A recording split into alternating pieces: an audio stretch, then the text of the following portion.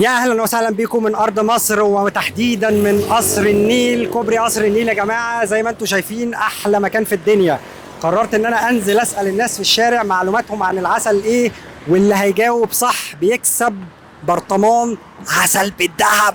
متحمس جدا ان انا اشوف الناس، يلا بينا. احنا دلوقتي يا جماعه بنتمشى على كوبري قصر النيل. بتاع العسل؟ بتعرفني صح؟ حبيبي، عامل ايه يا معلم؟ ايه الاخبار؟ اسمك كريم ايه بقى؟ محمود. حبيبي يا محمود. محمود يا جماعه اول واحد في مصر اقابله عارفني. بالمناسبه دي يا معلم، ايه معلوماتك بقى عن النحل؟ تعرف شويه ولا ايه الدنيا؟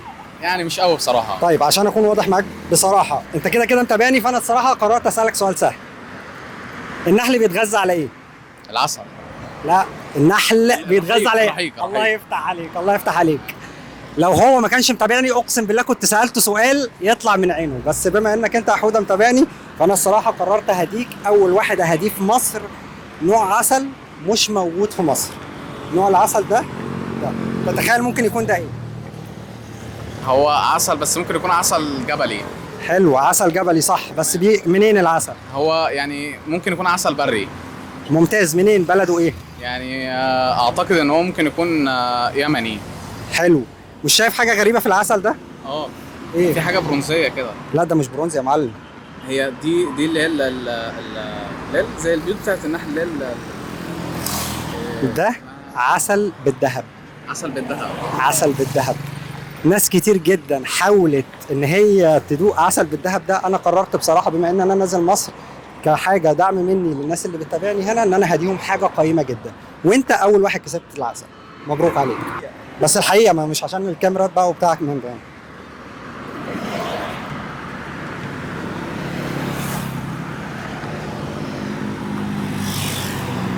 لا يا جماعه الراجل فاهم. الراجل بيدوق العسل على طرف لسانه عشان يبقى عارف هو بيدوق ايه. ها؟ لا هو يعني يعتبر اول حاجه يعني مختلف تماما عن اي عسل انا اكلته في حياتي. سكره عامل ايه؟ لا ده يعتبر مظبوط جدا، يعني ما فيهوش اي حاجه، مش مثلا مش بيجزع، مش لا خالص، خفيف جدا وحلو جدا.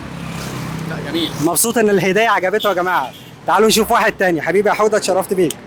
فرصه سعيده. فرصه سعيده. اسمك ايه بقى؟ ادم. ادم، ازيك يا ادم؟ عامل ايه؟ الحمد لله. سنه كام يا ادم؟ داخل 6. داخل 6 ما شاء الله. ايه اخبار الدراسه؟ شويه شويه ها؟ طيب تعرف حاجه عن العسل والنحل؟ خالص؟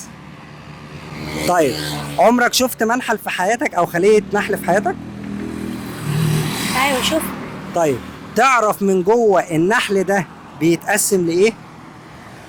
عسل. ايوه، ما هو العسل ده اللي بينتجه النحل. النحل بقى من جوه 3 فئات. تعرف ايه هما ال3 فئات؟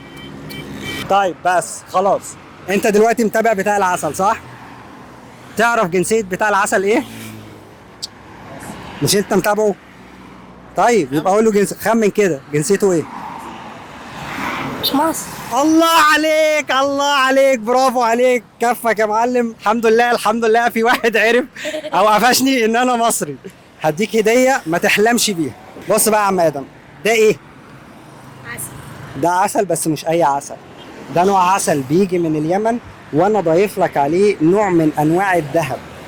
العسل ده الكيلو منه تقريبا ب 115,000 جنيه.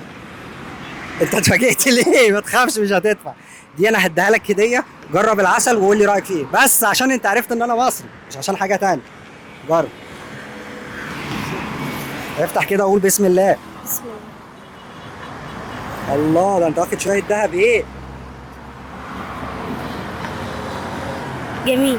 تعالى يا عم احمد، انت كمان دوق وقول لي رايك ايه. جميل. يا عم انت بتشتغلني، انت بتعمل كده من قبل ما تدوق. حلو حلو. يومك جميل يا ابو ادم. حبيبي شرفت بيكم. سلام يا رجاله.